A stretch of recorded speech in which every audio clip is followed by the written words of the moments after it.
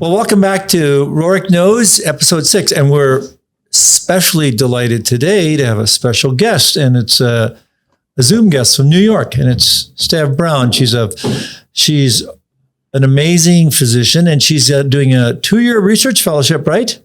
At Memorial Sloan Kettering. And she's going to be a rock star plastic surgeon and very soon. And she's also on the resident advisory board for, of course, the #1 journal in the world, PRS. So Steve and I have been talking a lot about questions that people have about me and what I do and what I've done. And so Stav has asked me, she's going to be the questioner and ask me questions about, I guess, anything. So have at it, Stav. Welcome. And I'm glad you're doing well in New York.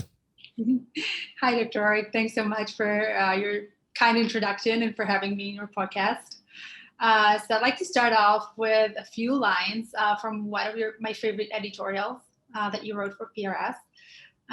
So there it goes. My only hope is that we can all have such great and lifelong role models and mentors. They come to us in different ways, shapes, and persons. When you experience it, you'll know. It will have a lasting imprint on you and your entire life. The challenge is to pay this blessing forward and become a life mentor to someone else. Life role models are rare. Catch one if you can and aim to be one for others every day.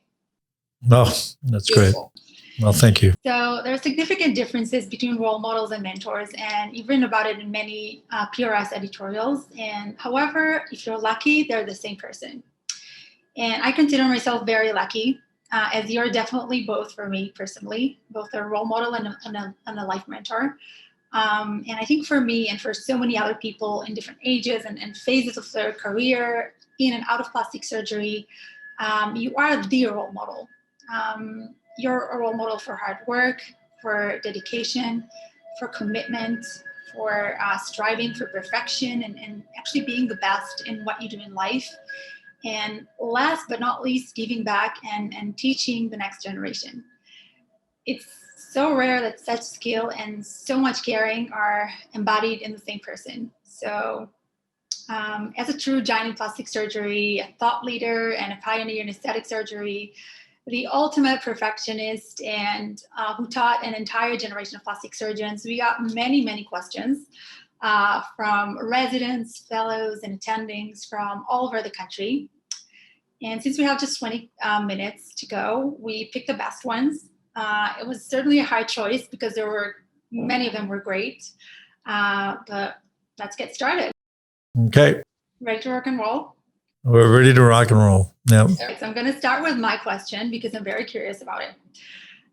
So you said to me many times that there are 5 people in everyone's life who have the greatest impact on them, both positive and negative. And there's usually one person in particular who stands out, the person who truly shapes your life. Who are these 5 people for you and how have they shaped your life? And a follow-up question, what's common to all of them? And what traits should we be looking for in our 5 people? Great questions, Devin. Thanks for your nice comments. I think, we do only have 5 people, and they change in your life too. I mean, obviously it's our parents. I mean, for me, it was my mother and father, and it's supposed to be my mother. My mother was very strong.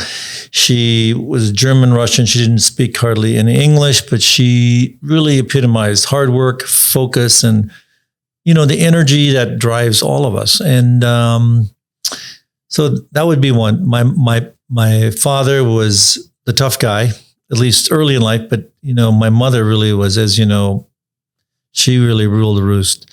And then I would say it's one of my best friends, Jim Stuzen, who really is someone that you can rely on, who's a true royal and really knowledgeable friend, and who's loyal. And then it's, of course, my wife and my kids are phenomenal. And I think those should be your rock. And the common thread among all of those, Stav, is that they're all true to you. They'll tell you, the good, the bad, and also be very forthright. And I think you need to hear that because, when you have a true loyal friend is when they're there when the sun isn't shining, when it's raining. That's when you'll know you'll have your true loyal friends. So you just need to know that. And I think that, you can count those on one hand. And I know you're young and you probably haven't experienced that, but you will.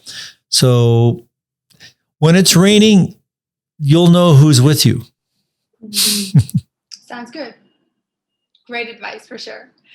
Okay, so let's go to the next question by Dr. Saeed Azuri. He's a microsurgery fellow at the Division of Plastic and Reconstructive Surgery at Memorial Sloan Kettering and resident ambassador for PRS Journal. And his question, he actually had two questions, but we picked one. So his question is, if you could be anyone else, alive or past, or do anything aside from plastic surgery, who or what would you choose? Wow. I mean, be somebody else besides you. I mean,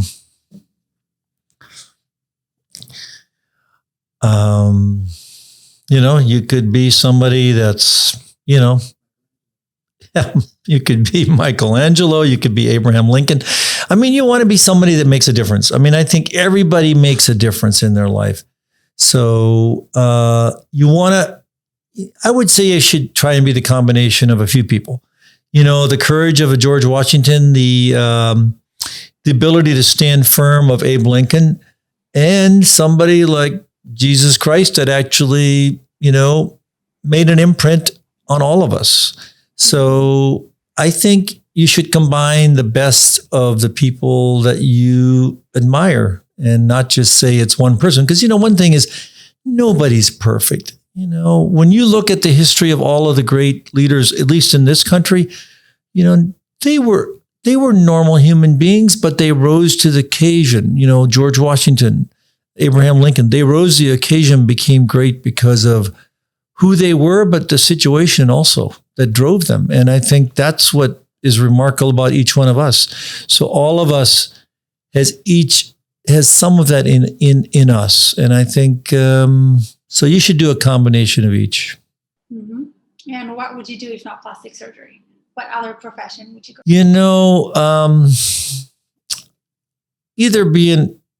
I'd either be an artist, a sculptor, or probably be on Wall Street. Yeah, the person was Michelangelo, so yeah, probably something. Well, Michelangelo, yeah, he was somebody that was truly remarkable because he was a doer and he was a finisher, and I think we all want to be kind of, as plastic surgeons, we all want to be Michelangelos because they were artistic and he was a doer and he was a finisher, and I think there are others out there that were in that venue, but Michelangelo really kind of epitomizes what we as plastic surgeons love. Sounds great. So the next question comes from Dr. Paul Sederna, and that's one of my favorite questions. He's chief of the section of plastic surgery at the University of Michigan, Go Blue, and the experimental section editor for PRS Journal. And his question is, what is one personal trait that has allowed you to transition from a farm in the Dakotas to becoming the most famous plastic surgeon in the world? Well, of course, Paul. One trait, yeah. I think it's focus on hard work. Yeah. If you had one thing, you should focus on hard work. That's what my parents taught me. That's what drives me. And to be focused means that you really follow up on the course until you're successful, and nothing can stop you. And that embodies passion, persuasion, and never giving up.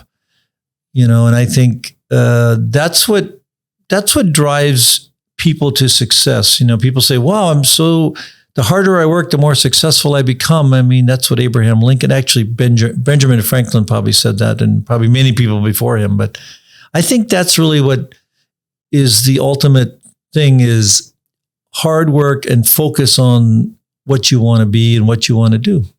And you can do it. What did you feel like throughout your life? What was the driver for the focus for you? I think the driver was to be better every day. And, in my elevator thoughts every day, I always talk about, you have to be better. You have to focus on your top 3 goals. And I think, if you do that, and you learn one new thing every day, you're going to be better than 99.9% of people in the world, because, Dave, most people don't even think about that.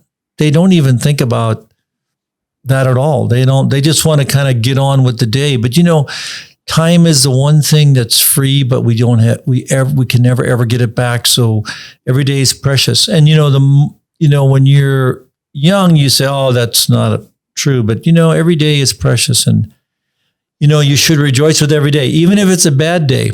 I mean, there's no such thing as bad days. There are hard days. Some days are harder than others. You know that. And when you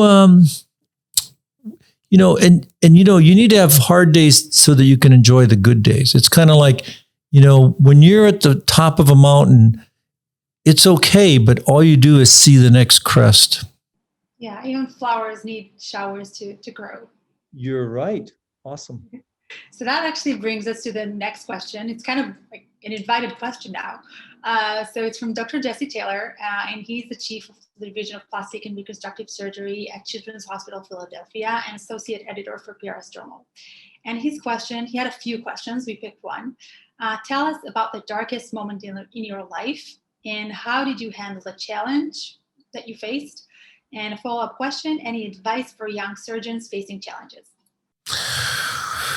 Well, darkest moments. I mean, it's probably, I lost my parents in the last 2 years, and that's really it's a dark moment, because, it just tells us a lot of things about us. We're not immortal. You think our parents are going to be here forever. And it was a dark moment, but it was a moment where you reflect on life, and that, it makes you reflect on the good part of life, and also the part of life that says, hey, we're only, life is a snapshot, and we need to live that snapshot to our fullest. And I think, out of that dark moment, I always would look at what my mother always told me. She said,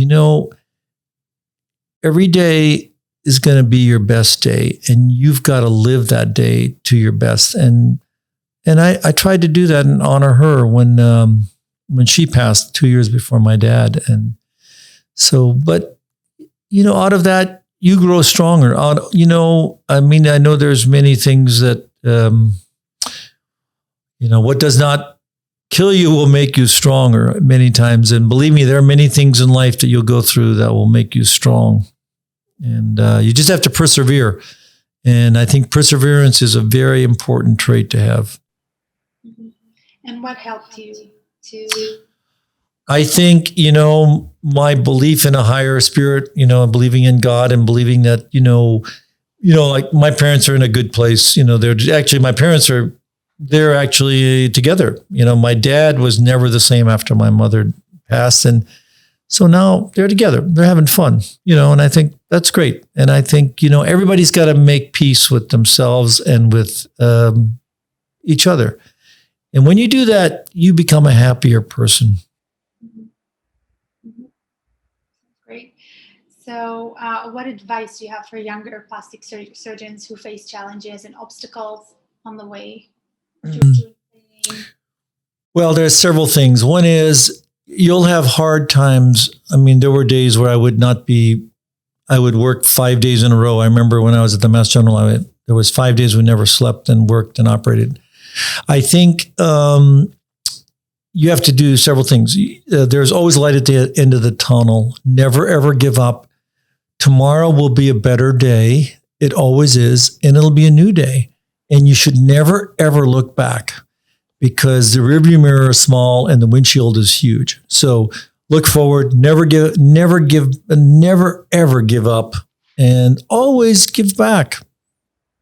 Sounds great. Okay, so next question comes from Dr. Anna Steve. She's a microsurgery fellow and a former PRS Journal resident ambassador. And her question is, what inspired you to start a fellowship program, and how far into your clinical practice were you when you trained your first fellow?